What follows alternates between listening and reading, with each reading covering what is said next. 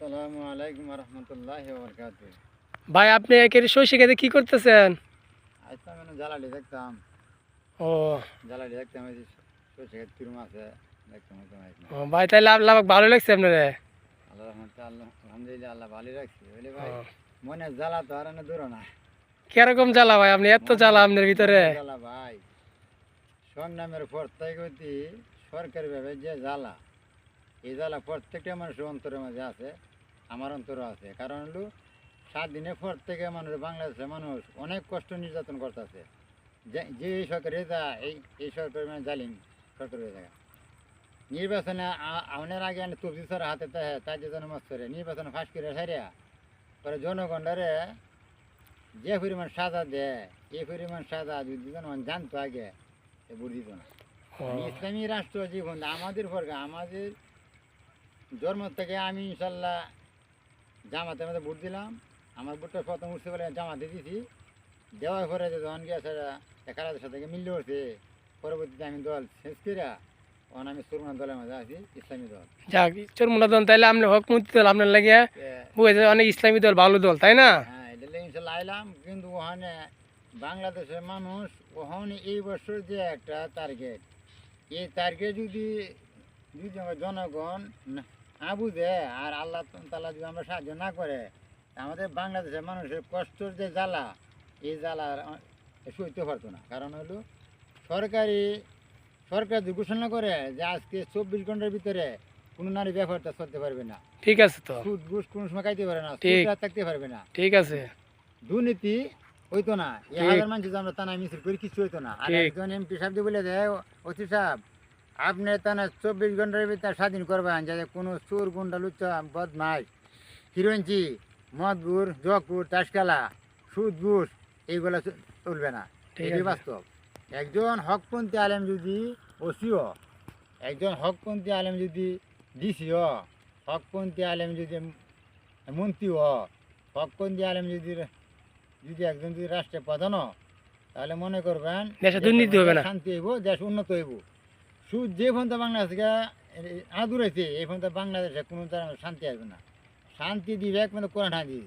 কোরআন হাদিসের মতে যদি আমরা চলি, ইসলামী জিন্দিগি কারে আমরা আল্লাহ তালার হুকুম মানা আর আমাদের নবী মোহাম্মদ মুস্তাফা সাল্লাল্লাহু আলাইহি ওয়াসাল্লামের যে তরিকা, এই তরিকা যদি আমরা প্রত্যেকটা কাজের মাঝে লাগাই দিই, তাহলে আমাদের সমাজ ঠিক।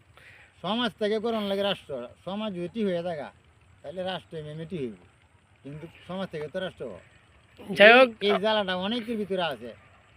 জ্বালা যেমন আওয়ামী সরকার জ্বালা যন্ত্রণা দিছে, যেমন আবার বিএনপি সরকার, জামাত সরকার, হয়তো জামাত যদি আসে ইসলামী দল, যেহেতু ওরা ইসলাম নিয়ে দৌড়াদৌড়ি করে, দুনিয়াতে চলতে ফিরতে খাইতে গেলে তো ইসলামের দিকে চলায় ভালো। কিন্তু আপনি কি মনে করেন ইসলাম এবার ইনশাল্লাহ ক্ষমতা আসবে? ইনশাল্লাহ আশাবাদী আছে। আর আমার কথা হলো আওয়ামী লীগ করুক বিএনপি করুক এটা সমস্যা নাই।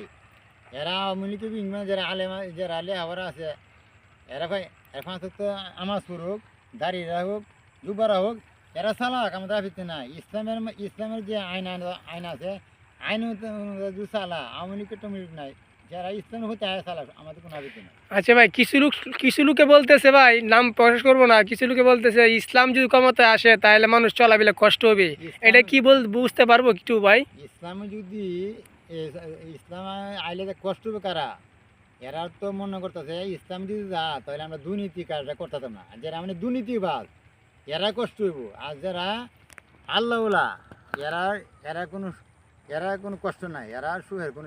ঠিক আছে তো, এরপরে বাদ দিচ্ছে যে পর্দা এটা না, ইসলাম গেলে তো ভালো, তোমার সিদ্ধান্ত দিব, তুমি এভাবে চলো, তুমি নামাজ পড়ো, রোজা রাখো, সুদ ঘুষ খাও না। তুমি যদি না করো, তুমি যদি অপরাধ করো, তাতে তো ইসলামের তোমার এমপি মন্ত্রী তোমার মারতো না, তাই না?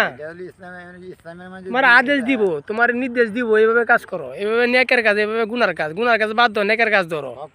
একজন যদি স্বার্থ আলেমত এসে বাঘরে জানাতা করে তেরবো, আর যদি অঙ্কে এমপি মন্ত্রী হয়ে তো এমপি মন্ত্রী হলে তো বাঘরে জানাতা করতে পারে না, বাঘরে জানা করতে পারে না। একজন যদি আলেম হয়ে সাইরে জানাতা করে, নামাজ করো, কোরআন তালামত করো, মুকুবার রাখেন, হ্যাঁ কোরআন তালামত করো, করে বাপে জানাতা কর, ইসলামী মানটি তো চলে।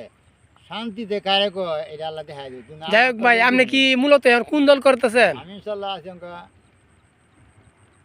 সুরমনাই। আচ্ছা, চরমোনায় আছেন। চরমোনাতে আমাদের এমপি কে ভাই?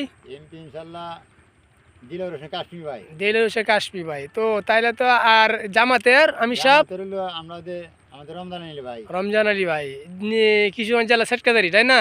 হ্যাঁ, কিশোর জেলার সভাপতি। আচ্ছা, যাই হোক, এখন আপনারা কি দুইজন কি ভাগাভাগি নির্বাচন করবেন না আমরা একজুট হবেন? আলোচনা হইতাছে যদি ইনশাল্লাহ। হাত ধরলে কইছি।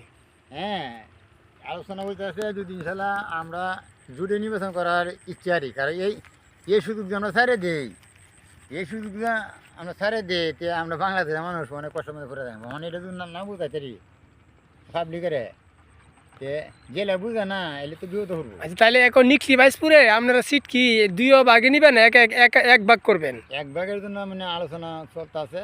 আমরা ইসলামী দল যেটাই হোক, যে কোনো প্রার্থী, আমরা ইসলামী দলের মাঝে জামাতটি দিলে আমরা খুশি, আর সুরমা দিলে খুশি। জি, জি, জি। হেরার মতন যে এলিয়া দিয়েছে না, হেলে আমরা গুলি মারালাম জি। না ভাই, এরকম নাই। না, ঠিক আছে তো। আমরা- ইসলামী দল তো আমরা ভাই আমরা ইসলামের নীতি- কাজ করবো। যে যে যে নেতা হইব, নেতার কথা আমরা মানতে হইব, ঠিক আছে, অবশ্যই। নেতার কথা মানতে হইব। যাই হোক ভাই, এখন আপনারা নির্বাচন কি এই কবে হবে, কি আসে বিষয়, এগুলো কিছু বলতে পারবেন? নির্বাচন তো ইনশাল্লাহ বাংলাদেশে তো আছে, তো আতঙ্কের মাঝে আছে, চতুর্থ সরকার জেলা আছে, আতঙ্কের মধ্যে আছে বাংলাদেশ। আতঙ্কটা মনে হয় একটু নিয়ন্ত্রণে আসলে পরে আর বুট বই একটা পরামর্শ দিব। রোজার আগে হওয়ার সম্ভাবনা আছে, তাই না?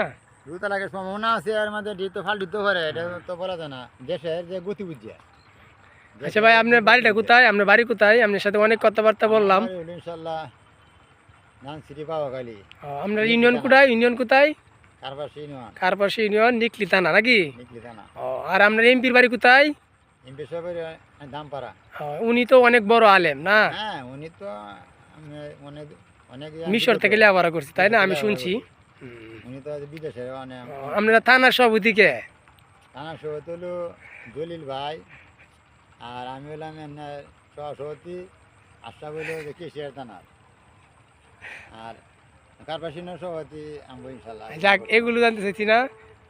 যাই হোক, এখন যাক, আমি দোয়া করি ইসলামী রাষ্ট্র হিসেবে ইনশাল্লাহ আমরা জয় হই, আমরা প্রধানমন্ত্রী ইসলামী রাষ্ট্র হোক, আমরা এই নিকলি বাইসপুরে আমরা এমপিটা জয় হোক, ইসলামী দল থেকে একজন এমপি সিট যেন পায়, আমরা এই কামনা করতেছি। আপনি কি কোন? হ্যাঁ, ইনশাল্লাহ আলহামদুলিল্লাহ আমরা এটি চাই একজন।